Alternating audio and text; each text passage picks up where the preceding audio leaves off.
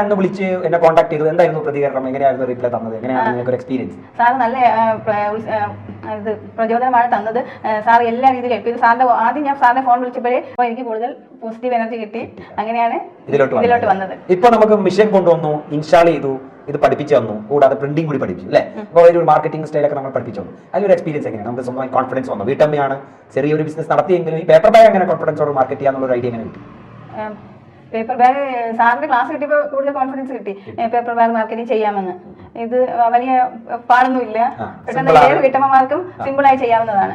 അപ്പൊ എന്നെ ഇത് കണക്ട് ചെയ്തു, ബിസിനസ് കിട്ടി എന്ന് പറഞ്ഞിട്ടാണ് എന്നെ രണ്ടാമത് വിളിച്ചത്. അപ്പൊ അതിന്റെ ഒരു എക്സ്പീരിയൻസ് ചെയ്യാം. അതായത് വിഷയം വരുമ്പോൾ തന്നെ നമുക്ക് ഒരു ഓർഡർ കിട്ടി, അതിന്റെ ഒരു എക്സ്പീരിയൻസ് ചെയ്യാം. ഫസ്റ്റത്തെ ഒരു ഓർഡർ കിട്ടിയല്ലോ, അപ്പൊ ഞാൻ വരുന്ന അതിന്റെ ക്യാഷും കിട്ടി, നമ്മളത് ചെയ്തു കൊടുത്തു. കട ഓപ്പൺ സാറാണ് എന്നെ ഹെൽപ്പ് ചെയ്തത്. ഇപ്പൊ എന്ത് തോന്നി? അത് ഉദ്ഘാടനത്തിന് മുമ്പ് തന്നെ ഒരു ബാഗ് ഓർഡർ കൊടുത്തപ്പോ എനിക്ക് ഭയങ്കര ഹാപ്പിയായി.